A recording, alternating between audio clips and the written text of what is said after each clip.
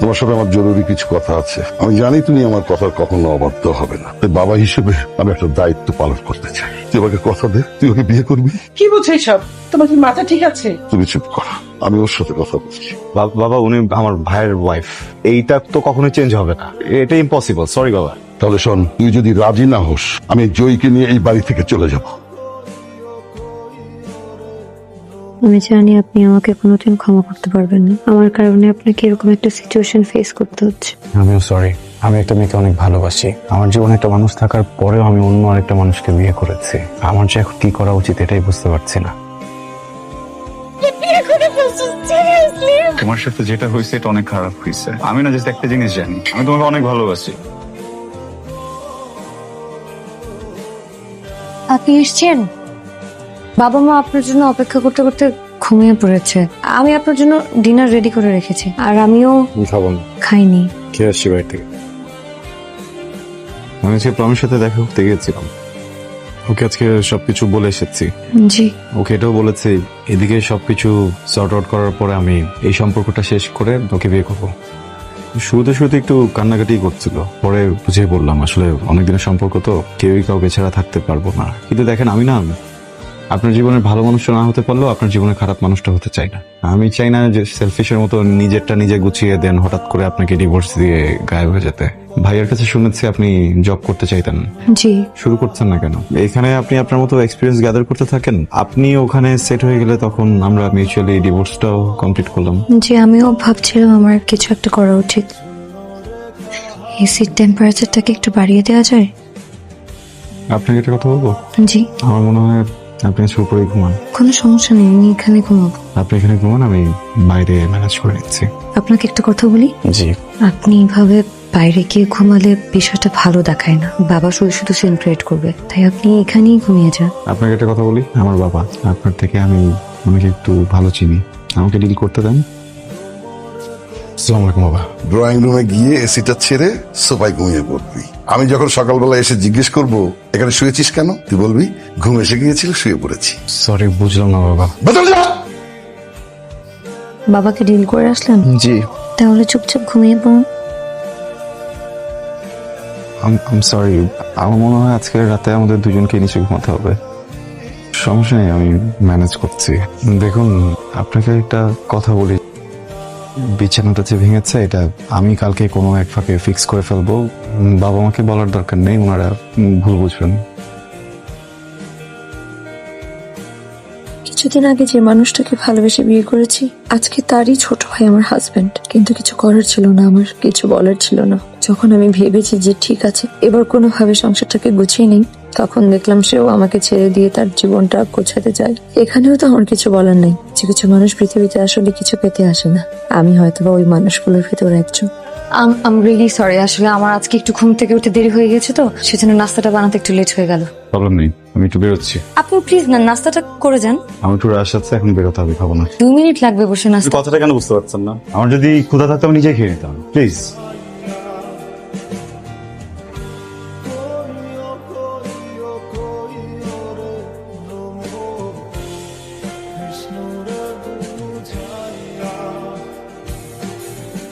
Sorry, বুঝি নাই এটা নাস্তা ছিল। কিন্তু আমার না ওই পোলাও, গরুর মাংস এগুলো পছন্দ না। পৃথিবীতে একটা খাবারই খুবই পছন্দ, সেটা হচ্ছে চা পরোটা। আপনি কিভাবে জানেন? আপনার ভাই আমাকে সবসময় বলতো আপনার চা পরোটা খুব পছন্দ। আপনি যখন দেশের বাইরে চলে যান, আপনার ভাই আপনাকে খুব মিস করতো। জয়ী, আপনার জন্য সবকিছু অনেক কঠিন হয়ে যাচ্ছে, তাই না? কেন? আমাকে দেখতে ওর কথা মনে পড়ে। তুমি আর ওই মেয়েটা একই সাথে থাকো? না, একসাথে থাকি না। মিথ্যা বলবা না। একসাথে থাকি না, এক রুমে থাকি। একসাথে থাকা আর এক রুমে থাকার মধ্যে পার্থক্য কি আয়ান? ডোন্ট টেল মি যে তোমরা এক বিছানায় থাকো। এক বিছানায় থাকি না। দেখো, আমাদের আসলে এক রুমে থাকারও প্ল্যান ছিল না। আমি রাতে রুম থেকে বের হলেই বাবা অনেক কোয়েশ্চেন করে বসে, কিছু করার থাকে না। ও নিশ্চয়ই নিচে থাকে। তো নিচে থাকারই কথা, ও নিচে থাকে না? হুম। আচ্ছা, আমি বুঝতেছি না ও চলে যাচ্ছে না কেন বাপের বাড়িতে? তুমি কয়েকদিনের জন্য আসছো বাংলাদেশে, তুমি তো চলে যাবা। এই কয়েকদিন ও বাপের বাড়িতে থাক। মেয়েটা এরকম স্টুপিড কেন? আমি বুঝলাম না, ওর চরিত্রে সমস্যা আছে। না হলে ও ওর হাজবেন্ড মারা যাওয়ার পর হাজবেন্ডের ভাইকে বিয়ে করতে পারে না। প্লিজ এইভাবে কথা বলো না, আমরা মজায় মজায় বিয়েটা করিনি। সিচুয়েশনটা বোঝো। আমি আমার বাবাকে না করতে পারিনি, উনি কিভাবে আমার বাবাকে না করতো বলো? তুমি আমার ফ্যামিলি মেম্বারকে নিয়ে বাজে কথা বলতেছো। খুব গায়ে লেগে যাচ্ছে না? কয়েকদিনের মধ্যেই তোমার মনে জায়গা করে নিছে। তুমি আমার সিচুয়েশনটা বোঝো। একটা রিলেশনশিপে যতটুকু অনেস্টি দরকার আমি ঠিক ততটুকু অনেস্ট আছি। আমি বুঝতেছি তোমার সিচুয়েশনটা, আমার সিচুয়েশনটা একটু বোঝার চেষ্টা করো। আমি তো ইচ্ছা করে বিয়েটা করি নাই, বাট আমাদের একসাথে এখন থাকতে হচ্ছে, একই রুমে একই বাসার ছাদের নিচে থাকতে হচ্ছে, এখানে কিছু করার নাই। বাট আমি যেভাবে তোমার পিছনে তোমার ট্রাস্ট রাখার চেষ্টা করতেছি, আমি যতটা এফোর্ট দিচ্ছি তুমি সম্মানটা আমাকে দিচ্ছ না। উল্টা তুমি আমার ফ্যামিলি মেম্বার থেকে ছোট করে কথা বল। আয়ান, তুমি আমার সিচুয়েশনটা বুঝতে পারতেছো? আমার বাবা আমার মাকে চিট করছে, এখন সেম জিনিস আমার সাথে হচ্ছে। সেম জিনিস ফেস করছো না তুমি, প্লিজ। তুমি আমাকে না, তোমার বাবাও তোমার মাকে না বলে একটা বিয়ে করে ফেলছিল। আমি হয়তো তোমাকে না বলে এটা করছি, বাট আমি নিজে এসে তোমাকে এটা বলছি না।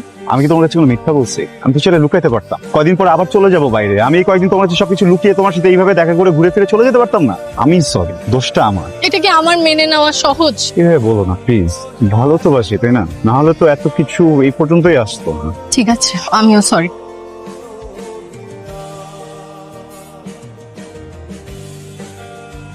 এক্সকিউজ মি, প্রত্যেকদিন কেন এখানে এভাবে অপেক্ষা করেন বলেন তো? আপনার মতো খেয়ে দিয়ে শুয়ে পড়লেই তো হয়। আপনি এখানে থাকেন, এটাও তো আসলে বাসার কেউ দেখলে এখানে ঝিমানোর তো কোনো মানে হয় না। হয় যে হবে না তো কি করবে? বিয়ে করেছো, এখন সংসার গুছাবে, তা না? কি শুরু করেছো তুমি? এটা কোনো কথা? সরি বাবা। এখানে তো সরি বলার কিছু নেই। সংসারটা সুন্দর করে গুছাবে, কিভাবে ভালো থাকবে সেই চেষ্টা করবে, তা না? রাত করে বাসায় ফেরো। তোমার বউ ঝিমাবে না তো কি করবে? ও ভদ্র ঘরের মেয়ে, এই জন্য ঝিমায়। ফাতরা টাইপের মেয়ে হলে ঘরে গিয়ে ঘুমাতো। এই, তোমার কি হয়েছে? ছেলেটার সাথে এই ধরনের ব্যাপার করতেছো কেন? ছেলেটা আমার কতদিন পর দেশে আসছে, বন্ধু বান্ধবের সাথে একটু সাক্ষাৎ করতে দেরি হয়ে গেছে। না, দেখা করে রাত করে বাড়ি ফিরবে কেন? ওর ঘরে বউ নেই? আরে বাবা, ঠিক আছে, সব ঠিক আছে, তুমি একটু শান্ত হও। বৌমা, তুমি রুমে যাও।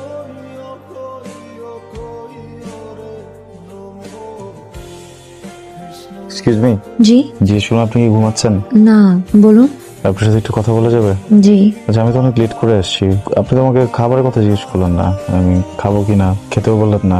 আপনি লেট করে এসেছেন তো আমি ভাবলাম আপনি খেয়ে আসছেন, সেজন্যই তো জিজ্ঞেস করিনি।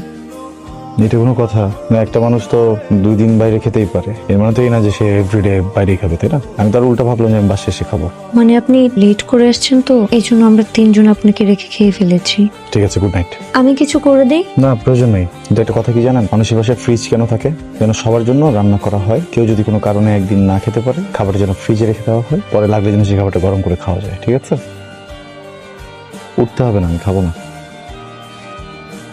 তুমি কি কিছু ভেবেছো? কি ব্যাপারে? অনেকদিন তো বিদেশে থেকেছো, এবার তো সংসার হয়েছে, দেশে একটা কিছু করার প্ল্যান করো। আর কালকের জন্য আমি সরি। তুমি তো সব জানো মেয়েটার ওপর দিয়ে কি কি গেছে। এই জন্য তোমার কাছে আমার রিকোয়েস্ট, মেয়েটাকে একটু সময় দাও। সামির, সারপ্রাইজ। তুমি কেন? আমি তোমাকে সারপ্রাইজ দিতে চাইছিলাম, তুমি উল্টা আমাকে সারপ্রাইজ দিয়ে দিলা। আর তুমি যে আমাকে নিয়ে এত প্ল্যান করছো, এতেই আমি অনেক সারপ্রাইজ। এটা নাও। তারপর আজকে তোমার বার্থডে। আরে বার্থডে আমার অনেক আসবে, সারপ্রাইজ অনেক দিতে পারবা। কিন্তু একটা সমস্যা হয়ে গেছে। কি সমস্যা? সমস্যাটা হচ্ছে যে তুমি আর আমি একটা রিলেশনশিপে গেছি, তাই না? কিন্তু এটা তো কেউ জানে না। অ্যাটলিস্ট তোমার আর আমার ফ্রেন্ডরা তো জানতে পারে। দেখো, আমি নজর জিনিসটা অনেক বিশ্বাস করি, তুমি জানো। আমি চাই না তোমার আমার সম্পর্কে কারো নজর লাগুক। তুমি দেখো, আমার বাবা আর মার কত সুন্দর একটা সম্পর্ক ছিল, কার না কার নজর লেগে এত সুন্দর সম্পর্কটা আজকে আলাদা হয়ে গেল। তোর বাপ মায়ের ছাড়াছাড়ি কি নজর লাগার জন্য হয়েছিল, নাকি তোর বাপ তোর মাকে চিট করছিল বলতো? আয়ান, তুমি এখানে? আমি এখানে এটা পরে বলতেছি, যেটা জিজ্ঞেস করছি এটার উত্তর দে। কেউ তুই এভাবে কথা বলতেছিস কেন? একটা মেয়ের সাথে কিভাবে কথা বলতে জানোস না? বের হ এখান থেকে। আমি তোর প্রিভিয়াস ভার্সন। আমি যখন ডুবতেছিলাম তখন আমার বাঁচানোর মতো কেউ ছিল না। তুই শুকুর কর যে তোরে বাঁচানোর জন্য আমি এসেছি। যা এখান থেকে। আয়ান, ওর কোনো দোষ নাই। ওর দোষ নাই না? দোষটা কার তাহলে? ওর যদি দোষ না থাকে দোষটা কার? দোষটা কি আমার নাকি তোমার? তোর দোষ। আয়ান দেখো, দোষটা কারো না, দোষটা তোমার আমার সিচুয়েশনের। নিজেকে আমার জায়গায় দাঁড় করায় দেখো। তুমি একটা মেয়ের সাথে 5 বছর সম্পর্কে ছিলা, 3 বছর তুমি অপেক্ষা করছো, সে বাহিরে ছিল যে আসতে তুমি বিয়ে করবা। সে ঠিকই দেশে আসলো, সে ঠিকই বিয়ে করলো, কিন্তু তোমাকে বিয়ে করলো না, অন্য একজনকে বিয়ে করলো। এটা তুমি মেনে নিতে পারতা, কিন্তু আমার এটা মেনে নিতে হয়েছে। আর তুমি দেখো, আজকে তুমি আমাকে একটা ছেলের জিনিসটা তো শুধু দেখছো, এটা তুমি মেনে নিতে পারো নাই, তুমি ছেলের গায়ে হাত তুলে ফেলছো। আমি তাহলে এখন কি করব? দেখো, বলা অনেক সহজ যে অপেক্ষা করব, কিন্তু করা এত সহজ না। আমি তো তোমাকে অপশন দিয়েছিলাম না, তুমি যদি চাও তুমি আমাকে ছেড়ে চলে যেতে পারো, তখন চলে যেতা। এটা তো করার দরকার ছিল না, তাই না? এখন যদি তুমি তোমার ওয়াইফকে ডিভোর্স দিয়েও আমার কাছে চলে আসো, আমি তারপরও তোমার সাথে যাব না, কারণ আমার সেই বিশ্বাসটা তোমার উপর থেকে চলে গেছে। এটা সম্ভব না, ইটস ওভার।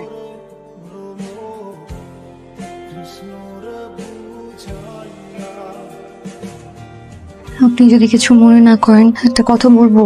আপনাকে দেখে মনে হচ্ছে আপনি ড্রিঙ্কস করে এসেছেন।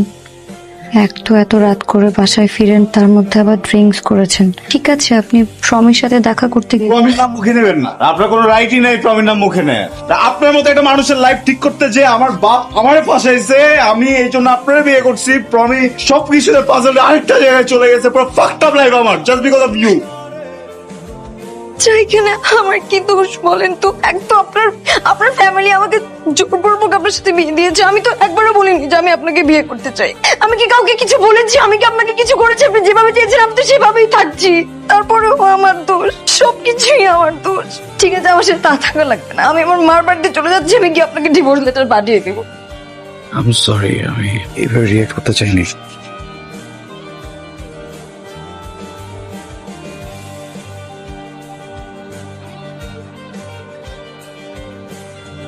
যাচ্ছি। আপনি কি আমাকে কিছু বলতে চান? আমি কি বলবো? এটা আপনার জন্য। কি এটা? Divorce letter. আব্বা, তোর কিন্তু একটা বড় অভ্যাস আছে, তুই বিদেশে যাওয়ার পর একবারে যোগাযোগ বন্ধ করে দিস। এবার যেন এরকম করিস না। তুই নিজের খেয়াল রাখিস, ঠিক মতো খাওয়া দাওয়া করিস।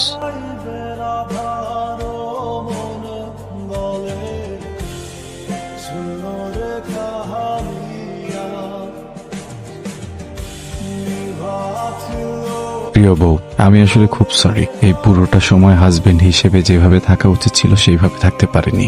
আসলে এত অল্প সময় ব্যাপারটা মেনে নেওয়া আমার জন্য খুব কঠিন ছিল। দেশে আসতে না আসতেই বিয়ে, তারপর প্রমের বিষয়টা, সবকিছু মিলিয়ে আমি একটু পেঁচিয়ে ফেলেছিলাম। হয়তোবা প্রমের সাথে বিচ্ছেদের দিন আমি একটু খারাপ ফিল করছিলাম, কারণ এই সম্পর্কটা আমার আর আপনারই ছিল। ওই দিন রাতে যা কিছু হয়েছিল এই পুরোটা এই জন্য হয়নি যে আমি ড্রাঙ্ক ছিলাম।